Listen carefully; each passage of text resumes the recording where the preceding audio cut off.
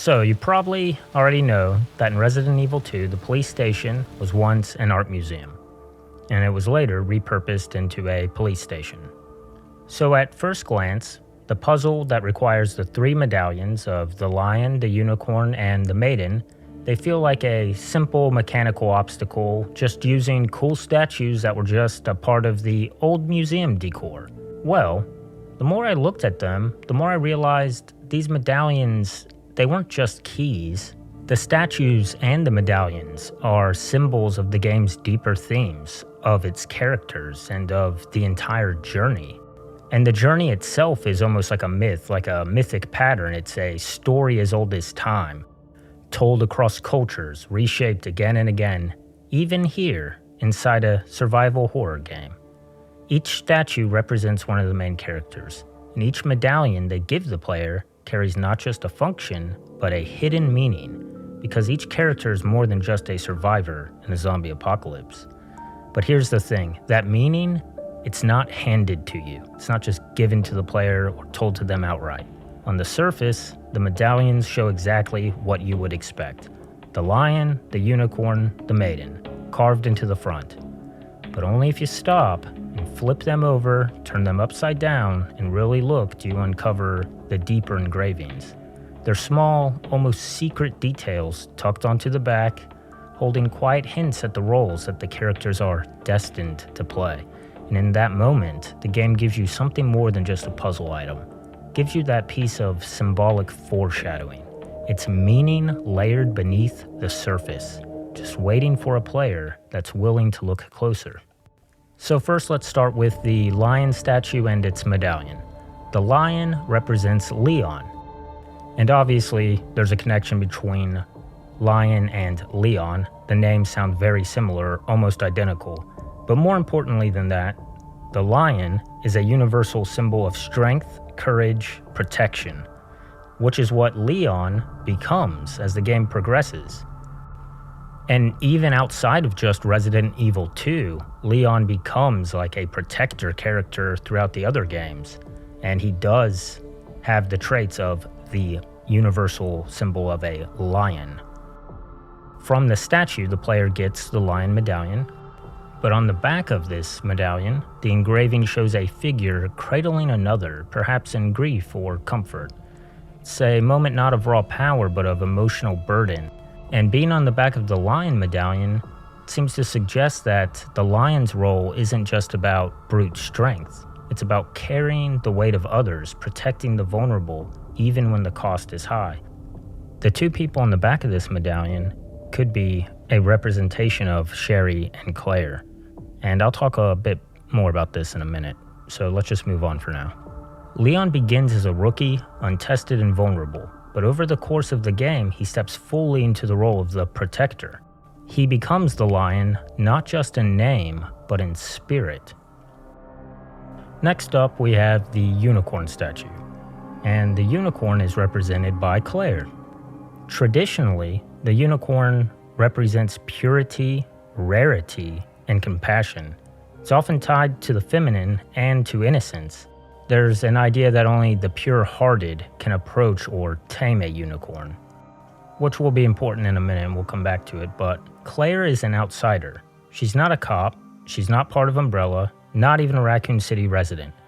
She only came to the station to visit her brother, and he's not even in town. By all rights, Claire shouldn't even be part of this nightmare, but it's precisely because she's a rare presence, a rare heart, that she becomes the one who steps in to protect Sherry. Like the unicorn, Claire is a rare figure of compassion in a world consumed by horror and corruption. Something rare, something good, shining where it shouldn't even exist.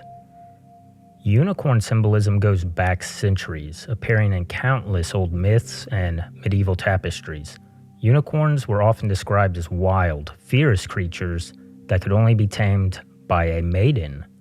One of the most famous examples is The Lady and the Unicorn, a series of 15th century tapestries depicting a maiden interacting with a unicorn, often symbolizing purity, innocence, and a deep bond between the two. This connection fits perfectly in Resident Evil 2, where Claire, the rare compassionate figure, is drawn toward Sherry, the innocent maiden. So check this out, and here's what's really fascinating. See on this 15th century tapestry, you have the maiden in the middle who is being flanked by the unicorn and the lion, and they're both carrying shields that are marked with the crescent moon. This crescent moon shape is the exact same that you find on the shield of the goddess statue. So this is proof that the symbols in Resident Evil 2 are drawing from old archetypal roots. They're not just random animals picked for shits and giggles. So what I'm saying here is that the game's use of things like the lion, the unicorn, the maiden, this isn't just random decorative choice. It taps into a deep well of mythic meaning. And Claire, as the one who shields and protects the innocent Sherry, is just like the unicorn drawn to the maiden in ancient stories. On the back of the unicorn medallion, we see something striking. An older figure holding the hand of what appears to be a small child. And you could think of this as Sherry and Claire, and the unicorn is the rare compassionate figure who's shielding the innocent, who's holding her hand. While Leon plays a protective role at times, really at all times, it's Claire, the unicorn, who fully steps into this role for Sherry. The medallion is foreshadowing Claire's emotional arc. She arrives as a rare outsider, and she becomes the one who intervenes and who protects. She is drawn to Sherry for no other reason. She embodies the unicorn's purity and compassion. However, when I first saw the back of the unicorn medallion, I thought that it was representing Chief Irons and Sherry. I thought it was depicting the moment Chief Irons grabs Sherry later on in the game to take her away, and it's Claire, the unicorn, that must come to Sherry's rescue and protect her. I mean, you can see here it looks really similar to the back of the unicorn medallion. However, I'm not entirely sold on this. I think it's more likely that the back of the unicorn medallion is depicting Claire and Sherry together. And finally, the Maiden statue and the Maiden medallion brings it all together. And I mentioned it before, but the Maiden is Sherry. And the Maiden archetype is more than just a symbol of innocence. In myth and art, the Maiden often represents potential, future, and rebirth. Where the lion represents strength and the unicorn represents compassion, the Maiden embodies innocence, the vulnerable, the pure. She's the one worth protecting. On the back of the Maiden medallion, it shows the Maiden seated calmly between the lion and the unicorn, the two creatures resting at her sides. This isn't just an old mythic scene, it's a symbolic mirror of the game's final moments. As Leon and Claire walk out of Raccoon City, Sherry holds their hands between them. The Maiden holding hands with the lion and the unicorn. And the trio survives not because of brute force alone, but because of what they represent together, which is human resilience, courage, compassion, and the belief that some things are worth saving. So the medallions and the statues, they aren't just there for cool looks. They're symbolic foreshadowing. They're like embedded directly into the player's hands, like you have to collect them. So you're not just unlocking doors or unlocking hidden passageways with them, you're assembling a symbolic alignment of the characters and the themes and the emotional arcs of the whole game. So once all three are collected, the goddess statue opens the hidden path, and just inside, the game quietly places a lion and a unicorn statue side by side. It's a small environmental marker of the moment where Leon, the lion, and Claire, the unicorn, where their paths diverge. From here, Claire finds Sherry and steps fully into the unicorn's protective role, while Leon, the lion, moves towards his own trails and his fateful meeting with Ada. It's not until the end of the game that all three come back together. And really what I think makes this game so enduring is that it's not just about solving puzzles or shooting zombies, it's about the meaning layered into the gameplay. When you stop and look closer, you realize the medallions aren't just keys, but they're actually like little pieces of like the thematic resolution of the game. They are the heart of the story, and they're hidden in plain sight. And to me, that's where the magic of Resident Evil really lives. It's in the way the small details, the background art, the puzzle pieces, the character moments, they all just come together to create a world that feels alive, mysterious, and worth thinking about long after you've put down the controller. And I mean, that's the kind of game design that really sticks with you. And that's why I ask, what does it mean? Because deep down, we all know it's connected. So the goddess statue, where you place the medallions. The goddess statue represents the player. It's the player who gathers up the lion, the unicorn, and the maiden, the player who watches over Leon, Claire, and Sherry. The player who aligns these forces and places them into the statue's hands, unlocking the path forward. In that sense, the goddess isn't just part of the environment, not just a statue.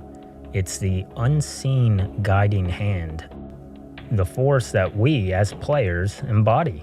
And I mean, we are literally watching over the characters. Well, watching over their shoulder at least. But no, we are actually watching over them. The camera is literally over them. We are protecting them. We are guiding them. Resident Evil 2 doesn't just tell you a story, it lets you inhabit one. You're not just playing as Leon or Claire or Sherry. You're stepping into ancient roles, the lion, the unicorn, the maiden. These are roles that have been written, retold, and reshaped across myths, stories, and centuries, now folded seamlessly into a survival horror game. And here's the thing, you don't have to believe in magic or fate or whatever to feel the weight of it. But there is almost something magical in how these symbols echo through the gameplay itself. As you collect the medallions, you're not just solving puzzles, you're assembling meaning. Strength, compassion, innocence. The forces that still matter, even in a fucked up world of corruption and violence and zombies. Because beneath the monsters, beneath the jump scares, beneath the badass survival mechanics, there's a reminder that these aren't just random stories, they're little bits of timeless human truths.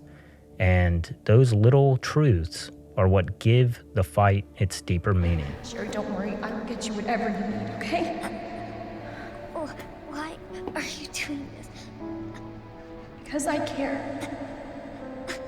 Thank you, Claire.